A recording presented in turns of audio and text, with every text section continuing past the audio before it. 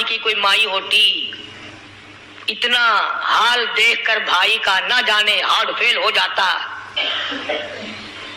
सफिया ने आके देखा अपने भाई सैयदना अमीर हमजा के दोनों कान नहीं, नाक नहीं, लब नहीं, 11 टुकड़े हुए पड़े।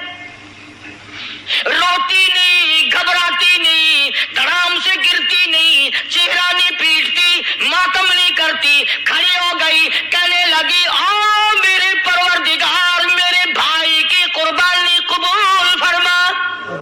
अस्सलाम वालेकुम, खुशामदीद है आपको हमारे चैनल ऐलान हक एटीएम पर। हाजिर हूँ आपके सामने कारी हनीफ मुल्तानी साहब का हज़रत हमज़ा रज़ी अल्लाह तआला अन्हु, जो कि हुजूर सल्लल्लाहु अलैहि वसल्लम के चचा थे, उनकी शहादत के दर्दनाक बयान के बारे में बयान फरमा रहे हैं कारी हनीफ मुल्तानी साहब। आइए चलते हैं बयान की तरफ। अल्लाह अकबर। बादशाह होकर के कपड़ा खरीदा, मजदूरी करके कपड़ा खरीदा बादशाह ने, और कपड़ा खरीद कर उसकी टोपियां अपने हाथों से सी। आलमगीर रहमतुल्लाह अलैह ने उसकी टोपियां अपने हाथों से सी और चांदनी चौक दिल्ली में खड़े होकर फरोख्त की, बेची। 6-7 रुपए जमा करके एक थैली में बंद करके ऊपर लिखा आलमगीर का कफन इन पैसों से खरीदा जाए। कभी हमने भी सोचा? जो रिश्वत मारने वाला आदमी है, बताओ उसके लिए कफन कहां से अच्छे पैसे तलाश करके लाया जाएगा? रिश्वत का ही कफन मिलेगा ना। जो आदमी मिलावट करके पैसे कमाता है, फनकारी करके पैसा कमाता है, दगा और फरेब करके पैसे कमाता है, तो आज हमारा कफन भी सही नहीं, कफन भी दगा वाला, फरेब वाला, मिलावट वाला। बल्कि तुम तो कहते हो कि आजकल खाने के लिए खालिस कुछ नहीं मिलता। मैं कहता हूँ मैयत को गुस्ल देने के लिए पानी खालिस नहीं मिलता। ये जो हम मोटरें नलके लगाते हैं, ये पैसे कौन से हमारे खालिस हैं? जो साबुन मैयत को मल रही है, कौन से पैसों का खरीदा हुआ है? जो खुशबू मैयत को लग रही है, कौन से पैसों की खरीदी हुई है? जो कफन पड़ रहा है, वो कैसे पैसों का कफन है? और मैं आगे बढ़ करके कहता हूं, जो कंधों पे उठाए जा रहे हैं, वो कौन से कुतुब हैं, कौन से अबदाल हैं? जिसने मैयत को गुस्ल दिया है, कभी मालूम किया कि वो कितना बड़ा नेक आदमी है? ये तो हमारे आखिरी वक्त का हाल है, और इस तरफ किसी का ध्यान नहीं, सोच नहीं, विचार नहीं, कतई तौर पर अंधे हो जाते हैं। ओ मियां ठीक है जो कुछ हो रहा है। अच्छा, एक बात अर्ज करूं, अल्लाह तबारक व तआला के यहाँ जब हम जाएंगे, अगर और सारे मामलात को छोड़ दो, अल्लाह पाक यही पूछ ले कि मियां ये कफन जो पहन के आया ये कैसा है? ये जो कफन पहन के आया ये कैसा? हम क्या जवाब देंगे? बादशाह आलमगीर रहमतुल्लाह अलैह ने थैली पे लिख करके बंद करके रख दिया, जब मेरा इंतकाल हो जाए, मेरी मौत आ जाए, जब मैं दुनिया से रुखसत हो जाऊं, जब मैं दुनिया से चला जाऊं, मेरा आखिरी लिबास जो मैंने साथ लेके जाना है, वो शादी के जोड़े दुनिया तैयार करती है, सफर के जोड़े दुनिया तैयार करती है, गैर मुल्कों में जाने के लिबास दुनिया तैयार करती है, इधर उधर जाने के लिए, तकरीबों में जाने के लिए जोड़े लिबास पोशाक दुनिया तैयार करती है। और मैं कहता हूँ लोगों, कब्र की पोशाक हम कब तैयार करेंगे? आलमगीर रहमतुल्लाह अलैह ने खुद अपने कफन का इंतजाम करके रख दिया। हमारे घरों में तो अगर कफन का जिक्र करो तो घर वाले भी मुंह बनाएंगे, छोड़ो तुमने कफन की बातें बनानी शुरू कर दिया अभी से ही। और एक और अर्ज करूं, कफन भी मुकद्दर वालों को मिलता, कईयों को मिलता ही नहीं। कफन नहीं मिलता, कब्र नहीं मिलती, नमाज जनाजा नहीं मिलती, गुस्ल नसीब नहीं होता। मुकद्दरी होते हैं, ना ये दौलत से बात बनती है, और ना ये इख्तिदार से बात बनती है, और ना ये सरमाए से बात बनती है। ये तो तकदीरों के मसले हैं जो मालिक ने अपने हाथ में रखा है। जनाब रसूल करीम सब कह दो सल्लल्लाहु अलैहि वसल्लम के सगे चचा अल्लाह गनी जंगे ओहद है, इमामुल अंबिया महबूब किबरिया हजरत मोहम्मद मुस्तफा सल्लल्लाहु तआला अलैहि वसल्लम को खबर दी गई, आपकी हालत भी जख्मी है, आपका चेहरा अनवर जख्मी हो गया, आपके चेहरे में खोद जो सर पे ओढ़ रखा था उसके हल्के कड़ियां चेहरे अनवर के अंदर चली गई, निकलती नहीं, निकालना चाहते हैं, निकलती नहीं, निकालने की कोशिश करते हैं। अबू बैदा बिन जर्राह रज़ियल्लाहु तआला अन्हु ने दांतों में पकड़ कर वो हल्का जंजीर वाला खींच लिया। अल्लाह गनी, उधर खून का फुवारा छूटा, خون کا پھوارا چھوٹا. اللہ، عرش الہی سے آواز آئی جبریل. پل جھپکنے کے برابر جبریل ساری دنیا کا نظام طے کر سکتا ہے. توجہ، اللہ نے آواز دی جبریل. عرض کیا حضور. فرمایا یاد رکھ، اگر میرے محبوب کا خون زمین پہ گر گیا تو پھر تو جبریل کا آئے گا. سدرۃ المنتہا سے سکنڈ تو بڑی چیز ہوتی ہے، پل جھپکنے سے پہلے جبریل نے آ کر اس خون کو سنبھالا ہے. اتنی عظمت ہے سرکار مدینہ صلی اللہ علیہ وسلم کی اللہ تبارک و تعالیٰ کے یہاں اور ہر پیغمبر کی. ابراہیم علیہ السلام کو وقت کے بادشاہ نے منجنیق میں بٹھا کر یوں آگ میں پھینک دیا. اس منجنیق میں سے، پنگوڑے میں سے خلیل نکل چکا. آواز آئی جبریل. جواب ملا حضور کہ میرا خلیل کو کیا ہوا؟ حضرت جبریل کو حکم ہوا یاد رکھ، اگر خلیل کا ایک بال بھی جل گیا تو جبریل کس کام کا. اللہ تبارک و تعالیٰ کے فرشتے نے پہلے پہنچ کر آگ پہ پر بچھا دیے. یوسف علیہ السلام کو بھائیوں نے کنویں میں پھینکا. اب بتاؤ، کنواں کوئی 100-200 گز یا 100-200 میل تو لمبا نہیں ہوتا. میں خالق کی بے نیازی تمہیں بتا رہا ہوں اور اپنے پیغمبروں کی کس طرح حفاظت فرماتے ہیں. سبحان اللہ. بھائیوں نے کنویں میں دھکا دیا. جبریل جی یہ کیا ہوا؟ میرا نبی آیا. میرے نبی کے کنویں میں جانے سے پہلے تخت بچھا دے. جبریل نے پر بچھا کر تخت بنا دیا. وہ تو یوں بچاتا ہے، وہ تو یوں سنبھالتا ہے. ابو عبیدہ بن جرہ رضی اللہ تعالی عنہ نے سرکار مدینہ صلی اللہ علیہ وسلم کے چہرے انور میں سے وہ جو زنجیر کڑی کھینچی، اللہ اللہ، ابو عبیدہ کے 2 دانت نیچے کے، 2 اوپر کے، 4 دانت نکل گئے. آج ہمارے دانتوں کو کیڑے کھا جاتے ہیں، کھوکھرے بن جاتی ہیں، نکل جاتے ہیں. ابو عبیدہ تو کتنا خوش نصیب جوان ہے، تیرے 4 دانت تو نکل گئے پر حضور صلی اللہ علیہ وسلم کی تکلیف کو تو نے دور کیا. یعنی آقا کی خدمت کرتے ہوئے ابو عبیدہ کے دانت نکل گئے. ادھر اپنی تکلیف ہے، ادھر پتا چلا کالی کملی والے صلی اللہ تعالی علیہ وسلم تیرے چچا کا حال ٹھیک نہیں. جناب امیر حمزہ رضی اللہ تعالیٰ عنہ کو شہید کر دیا گیا، کپڑے بھی اتار لیے گئے.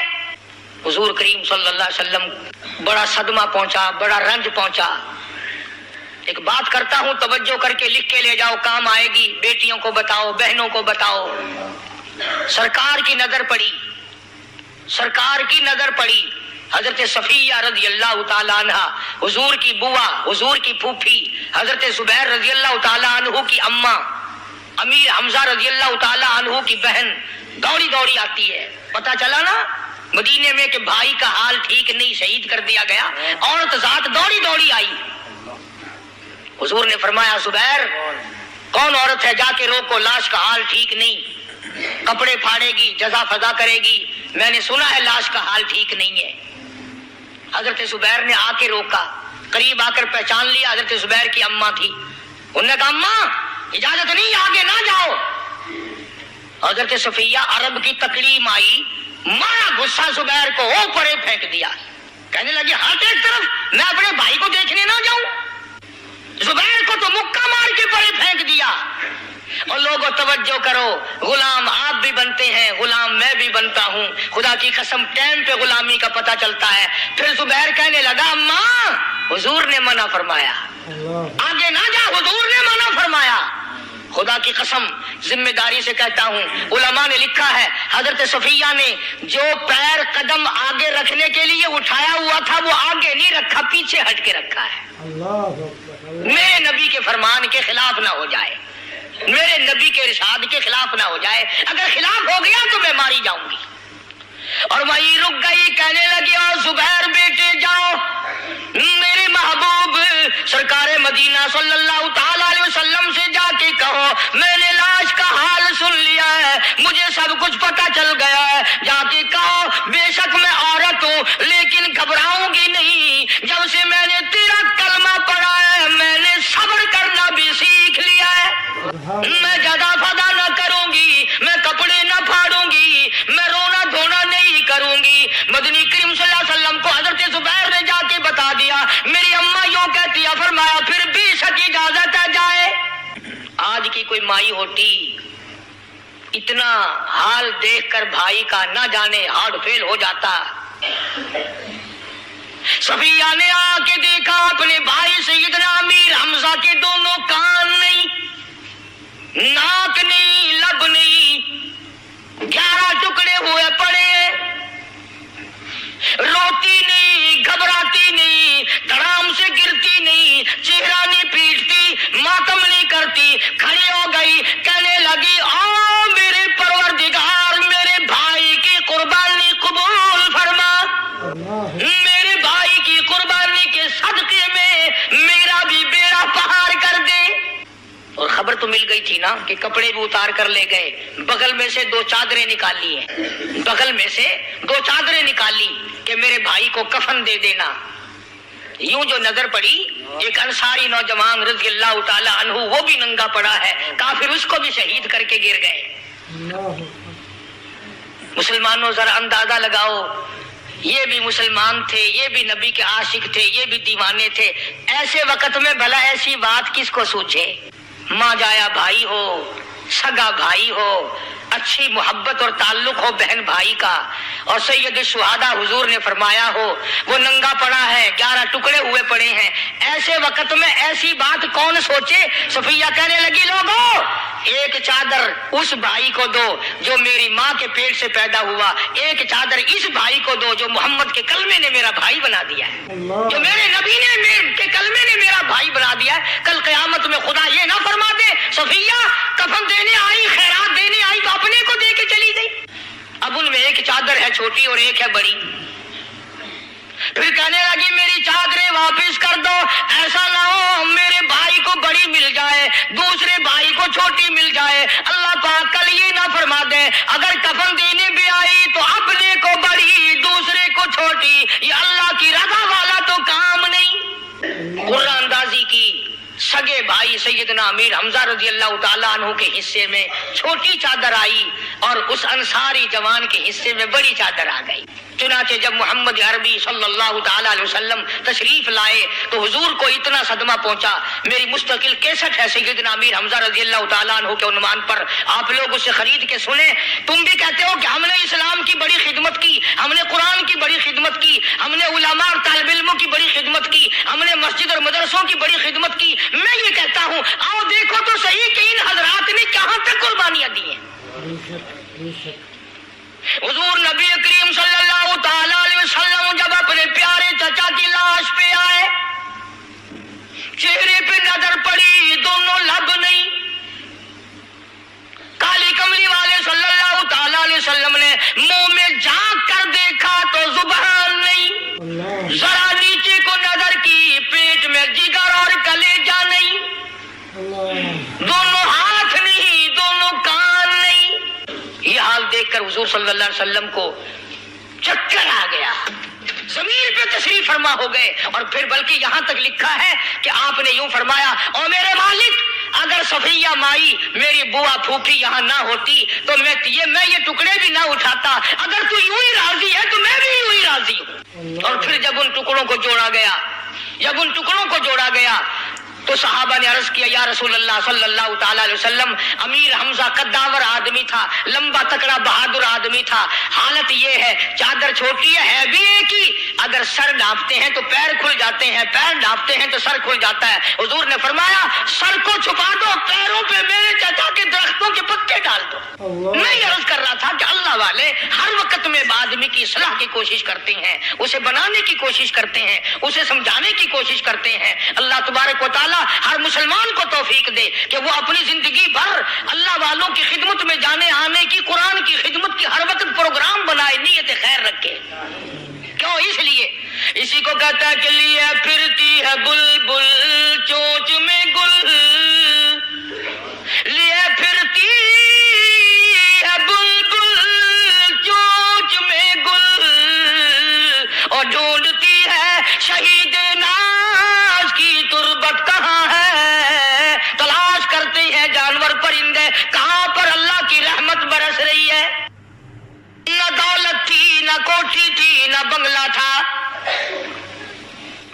فقیری، ہائے ہائے عجیب بادشاہت ہوتی ہے ان لوگوں کی۔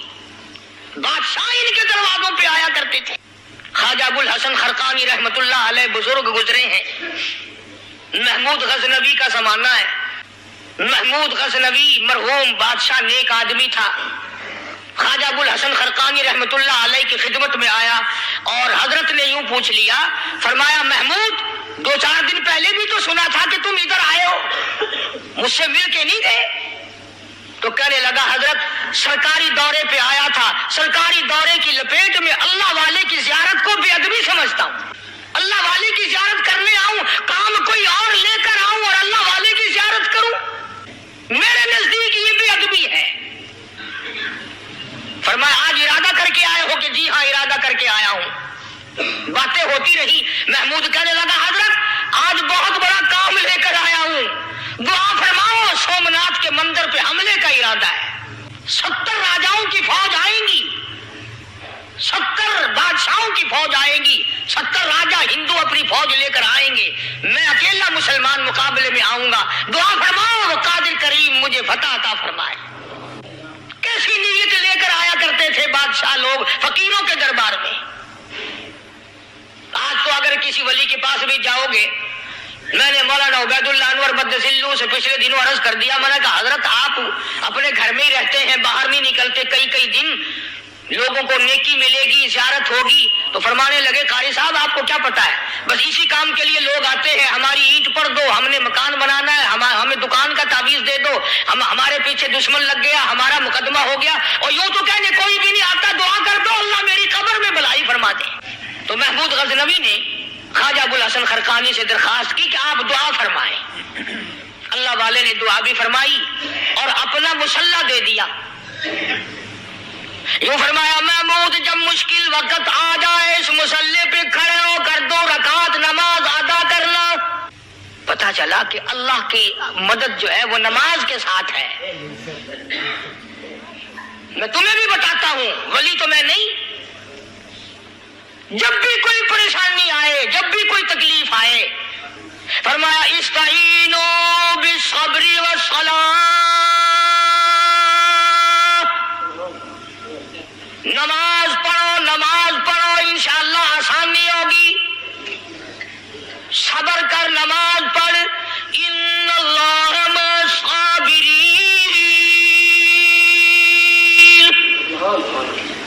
अल्लाह पाक सब्र करने वालों का साथी है। सब्र भी करता जा, नमाज भी अदा करता जा, जिससे तेरा बिगाड़ है यूं भी सोचता जा मेरी तरफ से कोई जुल्म ना हो जाए, मैं मारा जाऊंगा। सल्ला साथ लेकर चला गया और अपनी फौज को लेकर के सोमनाथ के मंदिर पे हमला कर दिया। मुसलमान फौज बड़ा सफर करके आई थी, दूर से आई थी, थकी हुई थी, चूर चूर थी, इतने हालात ना थे, इतने हथियार ना थे। 70 राजाओं की फौज के मुकाबले में मुसलमानों को शिकस्त हो गई। महमूद गजनवी को खबर दी गई बादशाह शिकस्त हो गई। महमूद ने 2 रकात नमाज अदा की। और ये भी बता दूं अल्लाह वालों का इतना अदब किया महमूद गजनवी ने कि उस मुसल्ले पे खड़े होकर नमाज नहीं पढ़ी, उसको सर के ऊपर रख के नमाज पढ़ी। मुसल्ला अल्लाह वाले का सर पे रख लिया और नमाज पढ़ी खुदा के हुजूर में, और फिर सर सजदे में रख दिया। मेरे परवरदिगार बेनियाज खालिक व मालिक, मैं गुनाहगार सही, मैं स्याकार सही, मैं तेरा बंदा हूं। और मेरे मौला मुकाबला कुफर से है, हक परस्तों की न की तूने घर दिल जोई नहीं, ताना देंगे बुत के मुस्लिम का खुदा कोई नहीं। और मेरे परवरदिगार आज मुझे जलील ना कर, आज मेरी शिकस्त ना कर, आज मुसलमानों को शिकस्त ना दे। और बेनियाज परवरदिगार काफिर कहेंगे इनका खुदा कहां गया। बस महमूद गजनवी ने अल्लाह की हुजूर में नमाज अदा की और दामन फैलाया और सर सजदे में रखा। वो इत्तला मिली कि शिकस्त फतह में बदल गई। चुनांचे जुमे का खुतबा महमूद गजनवी ने सोमनाथ के मंदिर के अंदर दिया।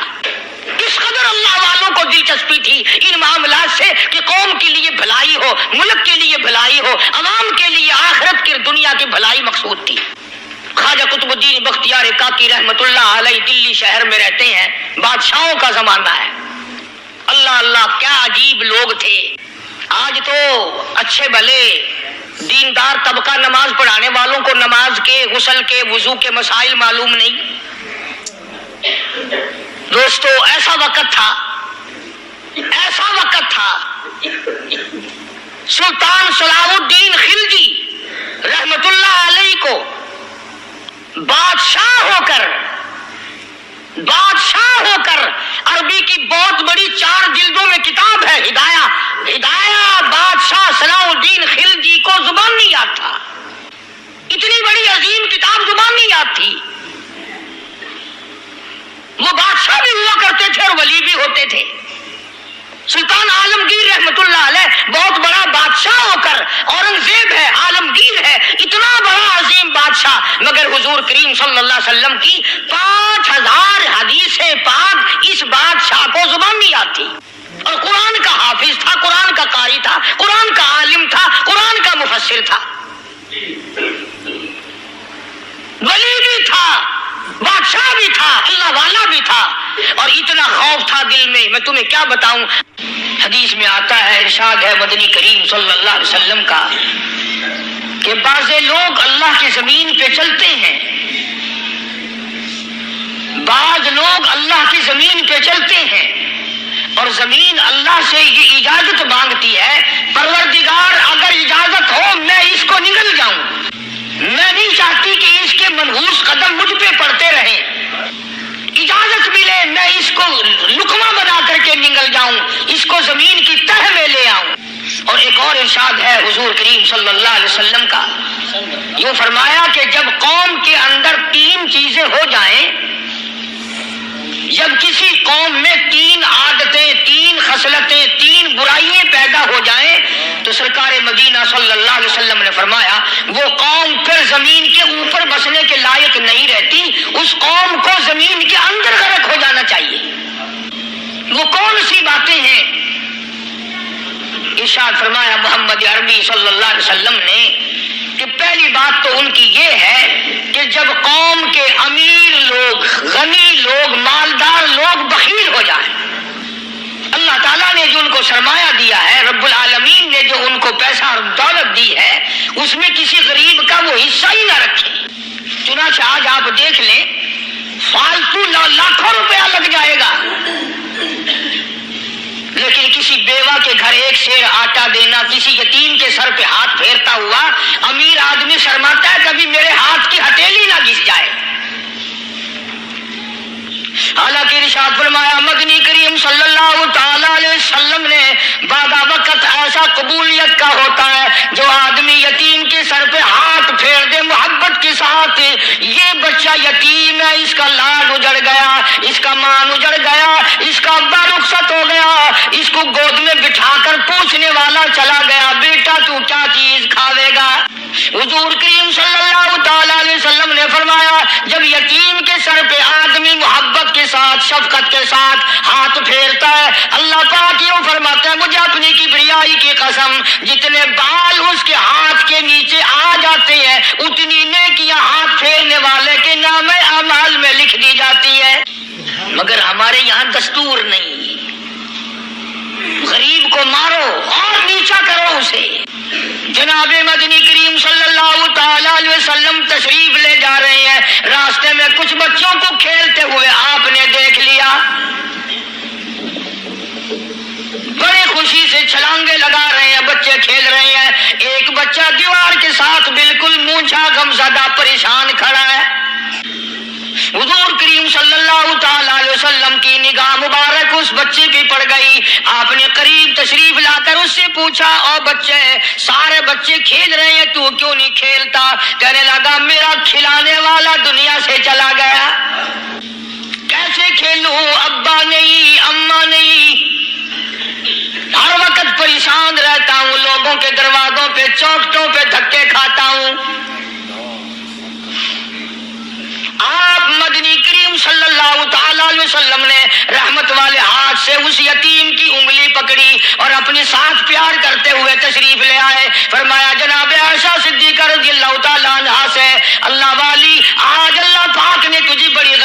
بخشی ہے, بڑی دولت دی ہے. عید کا دن ہے, میں عید کی نماز کے لیے جا رہا تھا, بچے سارے خوشیاں منا رہے تھے. یہ بچہ دیکھا میں نے, بڑا غم زدہ کھڑا تھا, بڑا پریشان کھڑا تھا. اب میں نے اس سے پوچھا آج عید کا دن ہے, تو خوشی کیوں نہیں مناتا؟ بچہ نے جواب دیا میری خوشی منانے والے دونوں ہی چلے گئے. آج اللہ نے یہ موقع بخشا ہے, اسے نہلا دھلا, اس کو نئے کپڑے پہنا. معصوم بچے کے سر پہ ہاتھ پھیرتے ہوئے فرمایا بیٹا گھبرانا, یہ عائشہ صدیقہ تیری اماں ہے, میں محمد الرسول اللہ آج سے تیرا ابا بن گیا ہوں. نہلایا دھلایا, کھلایا پلایا, ہنسایا, اسے بلایا ساتھ لے کر. جب حضور کریم صلی اللہ تعالی علیہ وسلم ان بچوں کے پاس سے پھر گزرے جو پہلے کھیل رہے تھے, اس زمانے کے تو بچے بھی سمجھدار تھے, آج تو چٹی داڑھی والوں کو سمجھ نہیں ہے. قبر بالکل کنارے, قبر کے کنارے پہ کھڑے ہیں پھر بھی سمجھ نہیں. کسی کو حسد نے مارا, کسی کو تکبر نے مارا, کسی کو دولت کی بیماری نے مارا, کسی کو مجذوب کہتا ہے نفس اور شیطان خنجر در بغل.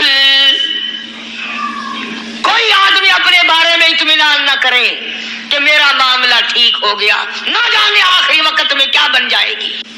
ایک اللہ والے کا انتقال ہونے لگا, آخری وقت ہے. خاندان اس اللہ والے کا چاروں طرف بیٹھا ہوا ہے, مریدین بیٹھے ہوئے ہیں, اللہ والے کی چاروں طرف حلقہ بیٹھا ہوا, آخری وقت ہے. عربی زبان میں جس کا ترجمہ یہ ہے, اس کی زبان سے ایک بات نکلتی ہے ابھی نہیں, ابھی نہیں, ابھی نہیں, ابھی نہیں, ابھی نہیں. مرنے کے بعد کسی نے خواب میں دیکھا تو پوچھا حضرت جی دنیا درود شریف پڑھتی ہے, مرتے وقت کلمہ پڑھتے ہیں, اللہ اللہ کرتے ہیں, یہ آپ ابھی نہیں کیا فرما رہے تھے؟ تو یوں فرمایا تمہیں کیا معلوم ہے, شیطان میرے سامنے کھڑا تھا اور کہتا تھا میں نے دنیا کو پھنسایا, دنیا کو ورغلایا, دنیا کو بہکایا, تو میرے پھندے سے پھنس گیا, تیرے علم نے, تیری نیکی نے بچا لیا. تو میں کہتا تھا ظالم ابھی تو سانس آ رہی ہے, نہ جانے کیا بنے گی, ابھی نہیں, ابھی نہیں, ابھی نہیں. اسی کو مجذوب کہتا ہے کیا معلوم کیا بن جائے گا, کس حال میں دم نکلے گا, رات کو کیا ہو جائے گا, دن کو کیا بن جائے گا. فرمایا نفس اور شیطان ہے خنجر در بغل, نفس اور شیطان ہے خنجر در بغل, وار ہونے کو ہے اے غافل سنبھل. آیا دشمن کا وار. 4 نمازیں پڑھی, باقی ساری دنیا کافر نظر آنے لگ جاتی ہے. میں نمازی ہوں, یہ سارے بے ایمان پھرتے ہیں. شیطان پیدا کرتا ہے یہ چیزیں. اگر اللہ نام پہ تھوڑی سی کبھی خیرات کر دی تو بہانے لوگوں کے سامنے ذکر ہو رہا ہے, اجی آج کل تو ہمارے کاروبار نہیں, ورنہ انشاءاللہ فلاں مسجد جو ہے نا یہ ہم نے بنائی تھی. بہانے بتانا. اسی لیے مجذوب کہتا ہے گھبرایا نہ کر اور اپنے آپ کو اطمینان نہ دلایا کر. کہتا نفس اور شیطان ہے خنجر در بغل, وار ہونے کو ہے اے غافل سنبھل. چلا شیطان کا خنجر, چلا شیطان کا خنجر, لگایا اس نے دو, لگایا اس نے دو. لوگوں کا خیال یہ ہے کہ شیطان صرف وہ, شیطان کے بہکائی میں وہ آدمی آتا ہے جو کسی کو قتل کر دے. لوگوں کے نزدیک صرف زنا کرنا گناہ ہے, قتل کرنا گناہ ہے, چوری کرنا گناہ ہے, ڈاکہ مارنا گناہ ہے, اور چوتھی چیز گناہ ہی کوئی نہیں. حضرت عثمان غنی ذی النورین رضی اللہ تعالی عنہ کی مبارک مجلس ہے, صحابہ کرام کا دار ہے, نبی کا دوہرا داماد. مجلس ہے عثمان ذی النورین کی. ایک آدمی مجلس میں آ کے بیٹھا, حضرت عثمان کی مجلس میں ایک آدمی آ کے بیٹھا تو حضرت عثمان فرماتے ہیں, توجہ, حضرت عثمان فرماتے ہیں یوں نہیں فرمایا کہ تو نے ایسا کیا ہے, اسے ذلیل نہیں کیا, بلکہ یوں فرمایا لوگوں کو شرم نہیں آتی, لوگ آنکھ کا زنا کر کے میری مجلس میں آ کے بیٹھتے ہیں, لوگ آنکھ کا گناہ کر کے میری مجلس میں آ کے بیٹھتے ہیں. تو دور تھا نا صحابہ کرام کا، فوراً چوٹ کی کسی نے کہ نبی کے بعد وحی آنی شروع ہو گئی. یعنی آپ کو کیسے پتا چل گیا کہ کوئی آدمی غلط نگاہ ڈال کے آیا؟ اس کی رستے میں نظر کہیں غلط پڑی تھی آنے والے کی، آپ کو کیسے پتا چلا؟ یعنی بات کرنے والے کو بھی دیکھو اور پھر چوٹ کرنے والے کو بھی دیکھو. تو حضرت عثمان رضی اللہ تعالیٰ عنہ نے فرمایا بھائی پاک مجلس میں اگر ایک تولا بھی کوئی پخانہ لے کر آ جائے تو بدبو تو آ ہی جائے گی نا. صحابہ کی پاک مجلس میں اگر کوئی آنکھ کا زنا بھی کر کے آیا فرمایا مجلس کے اندر بدبو پھیل گئی. تو اللہ والوں کی مجلس ہے اور اللہ والوں کی رفاقت ایک بہت بڑی چیز تھی. کبھی لوگ حاصل کیا کرتے تھے، اب تو ہر آدمی پیر ہے، ہر آدمی لیڈر ہے، ہر آدمی چودھری ہے، ہر آدمی بڑا بنا ہوا ہے، چھوٹا ہم میں کوئی ہے ہی نہیں. اور ان ولیوں کی بھی الگ الگ بچاروں کی رمزیں ہوتی ہیں. علماء کرام نے لکھا ہے، حضرت خواجہ باقی باللہ رحمت اللہ علیہ دلی میں مزار ہے، بہت بڑے بزرگ گزرے ہیں. دیکھو میں ذکر خیر کر رہا ہوں نا، کئی لوگ تمہیں نکلتے ہوئے ٹانگے والے، گھوڑے والے، رکشے والے کہتے ہیں قاری علی ولیوں کو نہیں مانتا. میں یہ ذکر خیر ولیوں ہی کا تو کر رہا ہوں. بات صرف اتنی ہے، تمہیں اچھی لگے یہ بری لگے، میں ننگوں کو نہیں مانتا.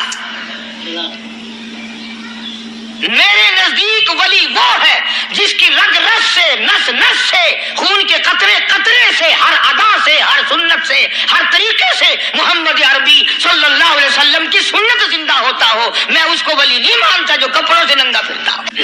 خواجہ باقی باللہ رحمت اللہ علیہ کو بھٹیارے نے دیکھا، ایک تباہی تندور والا حضرت خواجہ صاحب کو دیکھا کہ جامع مسجد دلی کے پیڑیوں پہ، سیڑھی پہ کبھی چڑھتے ہیں کبھی اترتے ہیں، کبھی چڑھتے ہیں کبھی اترتے ہیں، پریشانی کا عالم. تو تباہی تو ضرور تھا، بٹیارہ تو تھا، مگر تھا تو دلی کا. وہ سمجھ گیا کہ حضرت کو کوئی پریشانی ہے. پہنچا اور جا کے کہنے لگا حضرت کیا بات ہے، آج رات کافی گزر گئی ہے، آرام فرماؤ، کبھی چڑھتے ہو کبھی اترتے ہو، پریشانی کیا پریشانی ہے؟ فرمایا 4 مہمان ہیں. اندازہ لگاؤ، ابھی ابھی ولی یہ کہہ رہا کہ میرے پلے ڈھیلا دمڑی کچھ نہیں، 4 مہمان ہیں، شرمندہ ہوں ان کو کھانا کھلانے کے لیے. تو وہ کہنے لگا حضرت یہ کون سی فکر کی بات ہے، میں بھی لاتا ہوں. وہ کھانا لایا اور حضرت کے مہمانوں کو کھانا کھلایا. کھانا کھا لیا، فارغ ہو گئے. دیکھو ولی کی بات، ابھی تو کہتا تھا کہ روٹی نہیں ہے، اور ابھی ابھی وہی ولی کہتا ہے بٹیارے کا ہاتھ پکڑ کے مانگ کیا مانگتا ہے، مانگ کیا مانگتا ہے. اب تیرے جیسا اگر وہاں ہوتا تو کہتا کہ جی کوئی گورنری سرونری دلاؤ، اسمبلی کی ممبری دلاؤ. کوئی تھوڑے علاقے کا ڈھیر سیاح ہوئے تو آخیا کہ جی میں کو بئی پر نہ دو، پہلی پرانی تھی گئی ہے ہوں میں کو کوئی نوی لاوی چا پر نہ ہو. یہ شے منگنی ہے اور کیا منگیا. خواجہ باقی باللہ رحمت اللہ علیہ بٹیارے کا ہاتھ پکڑے کھڑے ہیں، فرمانے لگے مانگ کیا مانگتا ہے. وہ تباہی بھی دلی کا تھا نا، کہنے لگا حضرت بس اللہ کا دیا سب کچھ ہے، بس آپ رہنے دیں. فرمایا نہیں نہیں، مانگ کیا مانگتا ہے. اس نے کہا حضرت پھر اگر دینے بھی آئے ہو نا، اور اگر اتنا ہی دریائے کرم جوش میں ہے اور آپ دینے کا جذبہ لیے ہوئے ہیں، پھر مجھے اپنے جیسا بنا دو، اپنے جیسا بنا دو. کیا مانگا ہے، مجھے اپنے جیسا بنا دو. فرمایا نہیں برداشت کر سکے گا. کہنے لگا پھر پوچھتے کیوں ہو کیا مانگتا ہے، جب دینا ہی کچھ نہیں تو پوچھتے کیوں ہو، اگر دینے پہ آئے ہو اپنے جیسا بنا دو. یوں لکھا ہے کہ خواجہ باقی باللہ نے اس بٹیارے کو اپنے سینے سے لگا کر کے تھوڑا سا دبایا تھا، پٹاخ کر کے روح نکل گئی بٹیارے کی. سبحان اللہ، زبردست. بلا جو تجلیات خدا بندی بتدریج آہستہ آہستہ سینے میں آئے تھے، ان کا کرنٹ وہ یکدم برداشت کیسے کرتا. میرا عرض کرنے کا مقصد یہی ہے کہ ہم لوگ اپنے آپ کو کب سنبھالیں. سا وقت آئے گا کہ ہم اس بات کے قائل ہوں گے اور تسلیم کریں گے کہ جو کرتا ہے خدا کرتا ہے، بندہ کچھ نہیں کر سکتا۔ تو میں نے اس لیے عرض کیا، مجذوب کہتا ہے نفس اور شیطان ہے خنجر در بغل، نفس اور شیطان ہے خنجر در بغل، وار ہونے کو ہے اے غافل سنبھل۔ کبھی 4 دن بیٹھ کے اللہ اللہ کر لی، تسبیح پھیر لی، تو دوسروں کو یہ تو دنیا کے دھندے میں پھنسے ہوئے ہیں، میں بہت بڑا ولی ہوں، میں بہت بڑا ابدال ہوں، مجھ سے بڑا تو کوئی نیک ہے ہی نہیں۔ یہ بہت بڑی مار ہے شیطان کی۔ اسی کو کہتا کہ نفس اور شیطان ہے خنجر در بغل، وار ہونے کو ہے اے غافل سنبھل، آ نہ جائے دین و ایمان میں خلل، آ نہ جائے دین و ایمان میں خلل، باز آ اے بدعمل۔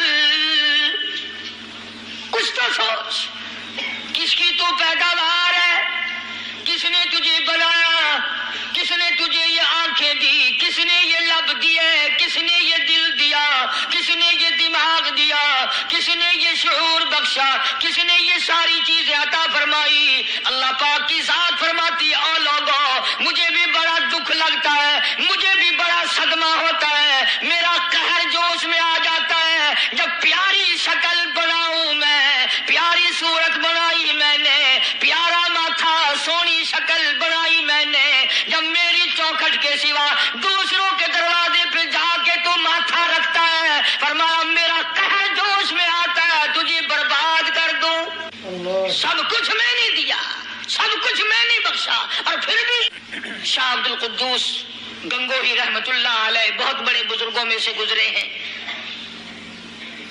بہت بڑے اللہ والے تھے۔ ایک راستے سے گزر رہے ہیں، مریدین ساتھ ہیں، حلقہ ساتھ ہے، راستے میں ایک گندگی کا ڈھیر پڑا ہوا تھا، بدبو آ رہی تھی۔ تو شاہ عبد القدوس نے اپنے حلقے اثر کے لوگوں سے اور مریدوں سے کہا ٹھہر جاؤ۔ حالانکہ لوگ ناک پہ کپڑا رکھ کر جلدی گزرنا چاہتے تھے، بدبو سے بچنے کے لیے تیز رفتار وہاں سے گزرنا چاہتے تھے، مگر شیخ کے کہنے پر کھڑے ہو گئے۔ شکر ہے تم نہ تھے، تم جیسے وہاں مرید بھی نہیں تھے، ورنہ کہتے کہ اے پھٹ گیا شیخ ہے، تو پتہ ہی نہیں لگتا برائی دا چنگائی۔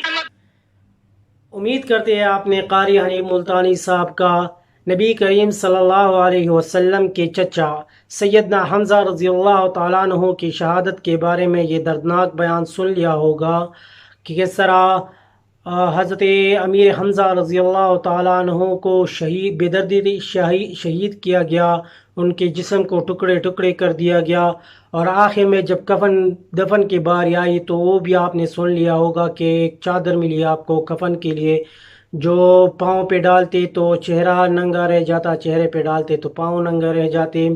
یہ قریش کے سردار حضرت امیر حمزہ اور حضور نبی کریم صلی اللہ علیہ وسلم کے چچا کی دین کے لیے قربانی کا یہ حال ہے۔ اس طرح ہمیں بھی اپنے آخری وقت کی فکر کرنی چاہیے، دین کے لیے کوشش کرنی چاہیے۔